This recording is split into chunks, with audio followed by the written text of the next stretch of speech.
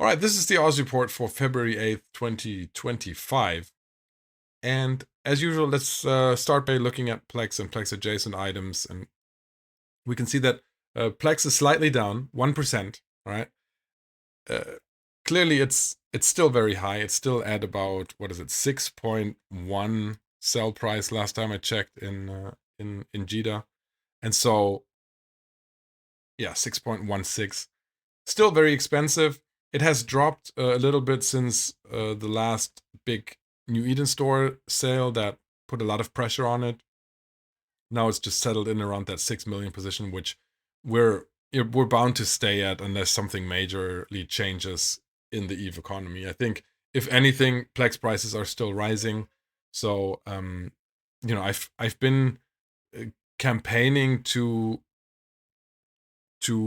especially on the CSM, to introduce new ways to get more Plex onto the market, because clearly at a $20 at a $20 subscription cost to EVE Online, it's important to have Plex available for those players that are not able to afford it. And in the end, I think if Plex prices do get too high, we are going to have just an affordability problem among the player base. And in a way, the Plex price is just a reflection of this sub price and the reliance on sales in the New Eden store. But we're actively discussing things out of that, and hopefully at some point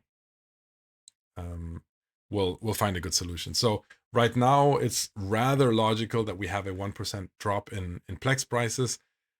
The second thing is the 0.7% slight drop in injector prices, and that continues from last week. In the last 2 or 3 weeks, a lot of people were spinning up or renewing their skill farms because of that massive New Eden store sale we had on Omega Time and on multiple character training certificates. And so it's just logical for skill injectors to right now be moving down. I don't expect them to rise in price anytime soon. I think the overall direction on large skill injectors is rather down, even though the skill farming formula that you see here is still, if you are using a 12-month Plex subscription price, then we're still talking about losing 1 billion per account per month if you're doing it on 3 characters, which you wouldn't be. But even running 1 character on 1 account loses you 600 million ISK per account. That, having said that, if you did take advantage of the sale last time, as we covered in the last Oz report, then this negative 1 billion would turn into a positive 700 million. So the only people really doing skill farming efficiently are the ones that took advantage of that sale and that were able to acquire the Plex needed at a price where it's still profitable. So, Plex steady or going up, LSI rather going down. Skill extractors, on the other hand, are going to be in higher demand because skill extractors are going to be needed to run these new found skill farms. And so they are up 0.5%. They're still rather cheap. So if we look at skill extractors in game here, then you can see that we're not fully recovered yet to that last sell point before the massive sale hit. And clearly skill extractors are a big part of that skill farming formula.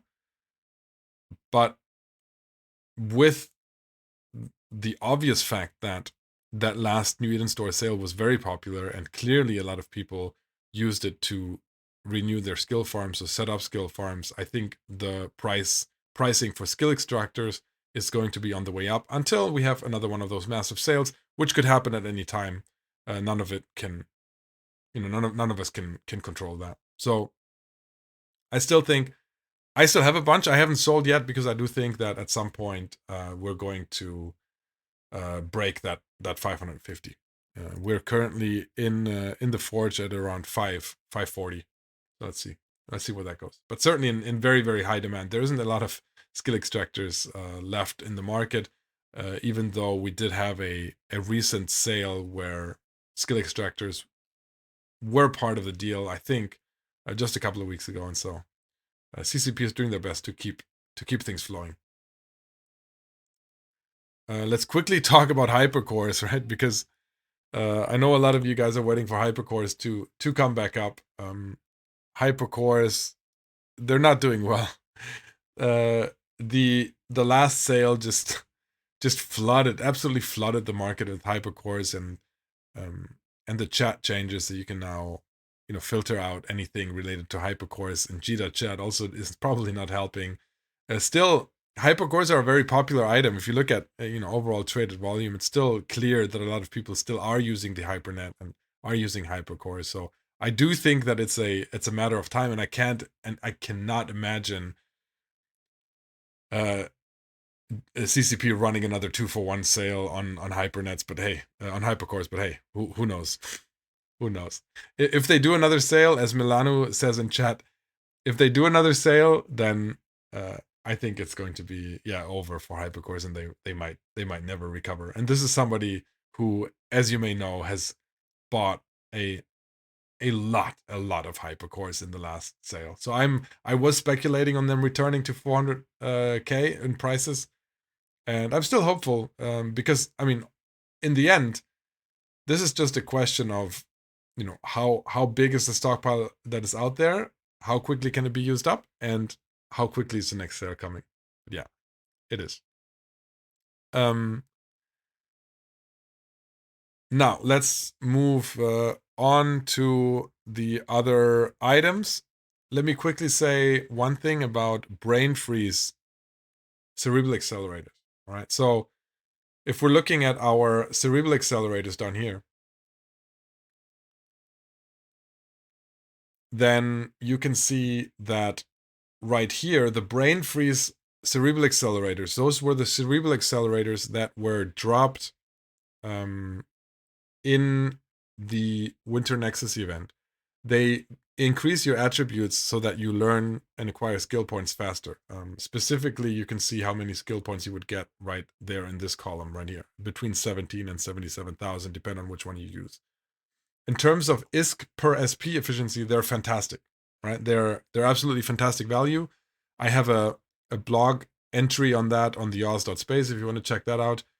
The problem is that they expire next week. So if you have them, make sure you use them.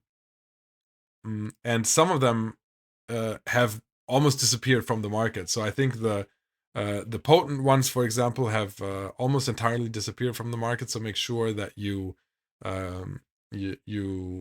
if you have them, you take them. If you want to buy them, they're still very, very good price, and you can use them up until the last day. So most efficient way right now to gain SP in the game in terms of ISK, even though it's slow. But hey, every little thing helps, right? Now let's move on to moon materials.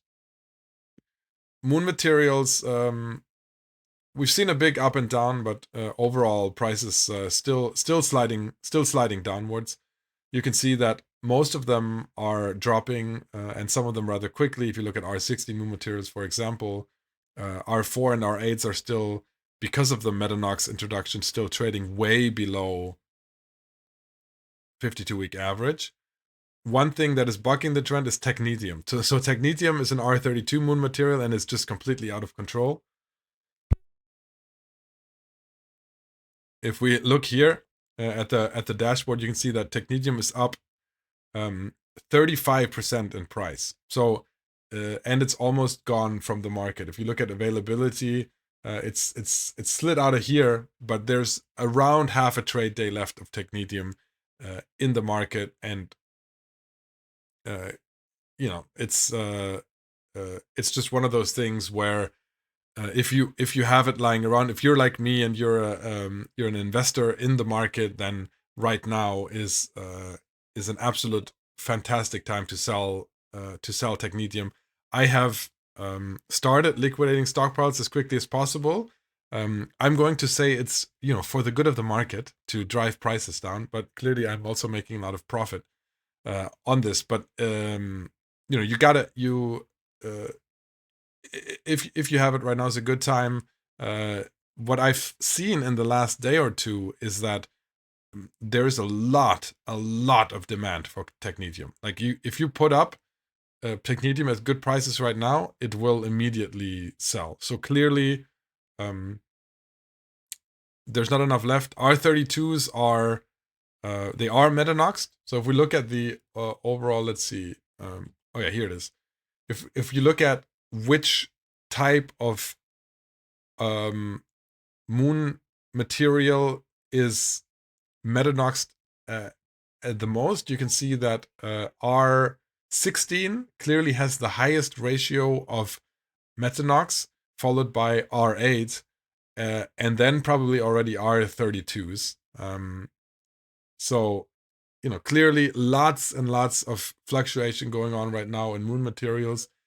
Remember, this is GDA pricing, so this might be wildly different in alliances that are mining these and then actually using them. But overall, clearly there's a shortage right now in just market availability for technetium, and it's kind of bucking the trend of moon materials overall. I want to quickly talk about Abyssal materials and the Icatursa, because we talked about this earlier on stream. The Icatursa, you see it a few times here. One is the largest supply drop. You can see that 70% less supply in Icatursa in the forge now than it was last week. And that just means that a lot of the Icatursa supply has been eradicated, has been bought out. If you look at Zekiel, you look at who flies the Icatursa, it's clearly, Wormhole ship. You see Hard Knocks is one of the top alliances flying it. We looked at that on stream earlier. You can see that here. And there have been a series of evictions and fights going on in Wormhole space. And so clearly this is just, some alliances bolstering their supply of Icatursas, driving up the price quite significantly. The price for the Icatursas is already up 25%. And also the heavy entropic disintegrator 2, the weapon that you're going to put on that ship, is up 36%. So clearly lots and lots of demand for this Abyssal ship. This should also drive demand for Abyssal materials. So for example, crystalline isogen 10, and you can see that also almost 80% drop in the availability of crystalline isogen 10, which you get from Abyssal filaments in Abyssal space. And also 0-point condensate, which is the other Abyssal material that goes in there, and that's down 0.5% as well. But the absolute main ingredient in Icatursas is the 0-point field manipulators. And if we look at those in game, then you can see that even those have been driving up in price quite significantly. So they've been on a downward spiral because of over availability, because of the popularity of Pochven content, and then now we're talking about a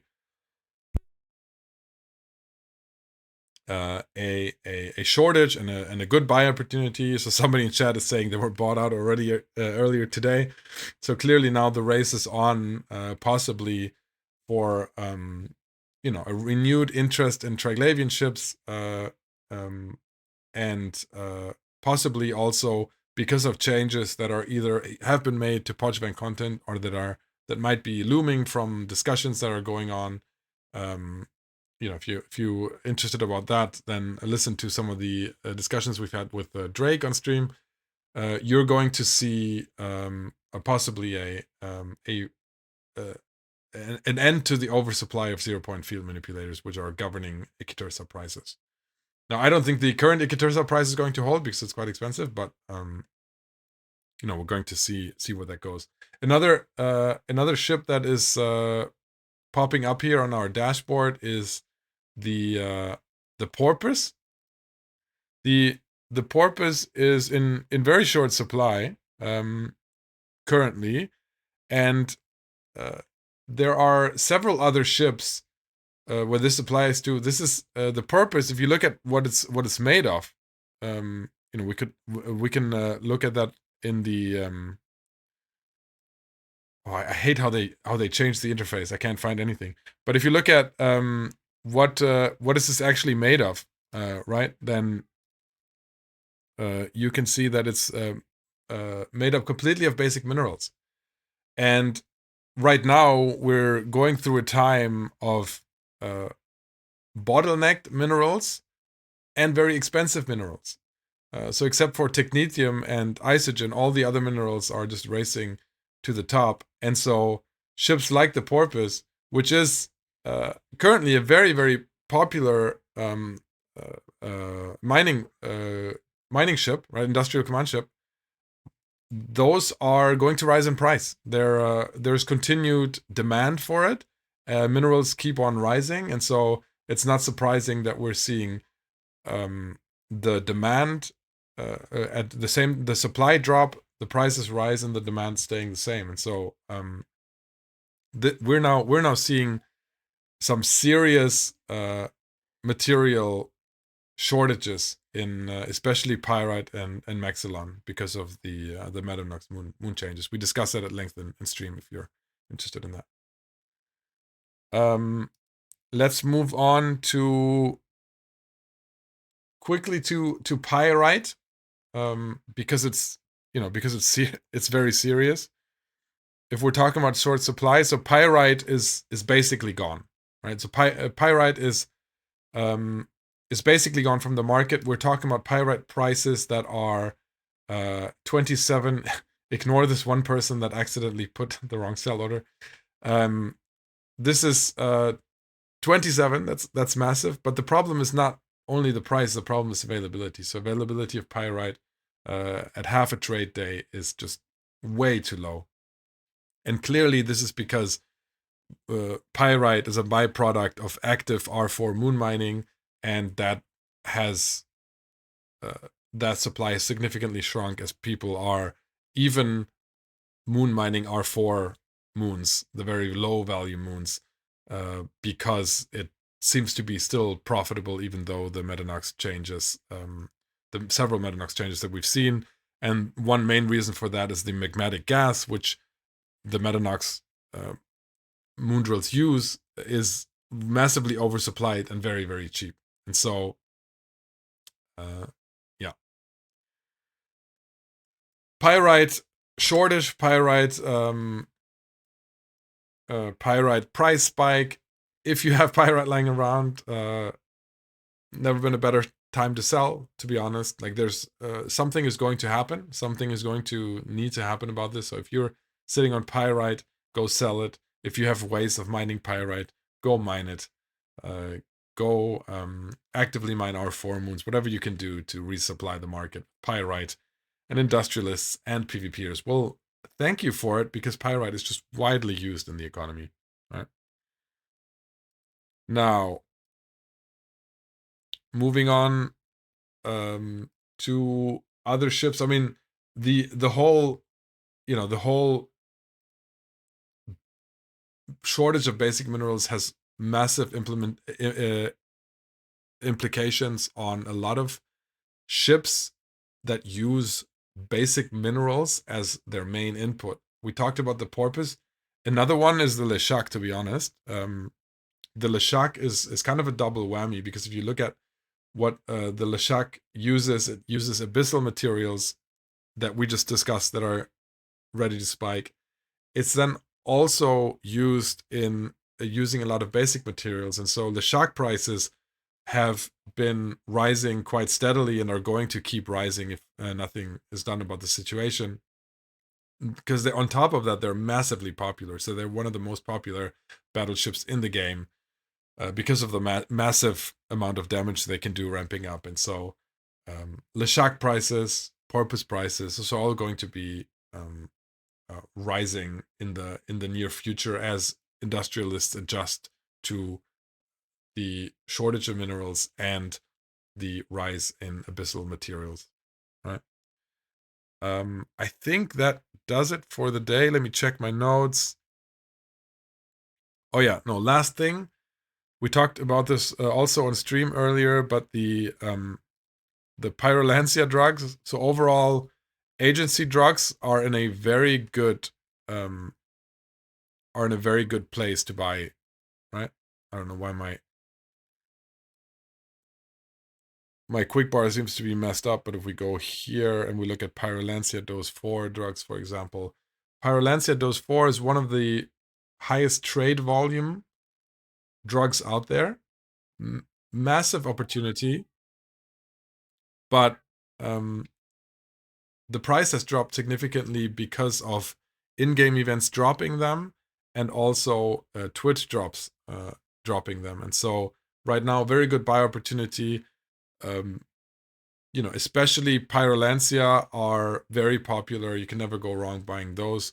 But also the Hardshell and Overclocker are, some very, very, very popular drugs to invest in. All right. Deal in drugs, says Oz. All right. We'll finish the Oz report today with just a quick reminder that you can look at the dashboard on the Oz.space. Okay, so this is the Oz.space. I have some blog entries here. You can look at the latest videos, but more importantly, you can look at my dashboard. Shout out to Sentenced at Quantum Anomaly for making this possible. This is now, up to the 5-minute current market data, and it looks at everything that I do, and you can even set your own daily trade volume barriers up there, and even say what the minimum amount of orders an item should have a day to be on this dashboard. Hugely, it's a dream come true for me to have this available on the website. So you guys can now look at the same data I look at, the Oz.space. Go check it out. And yeah, we're gonna return to the regular stream, and I'll see you guys next week on the Oz.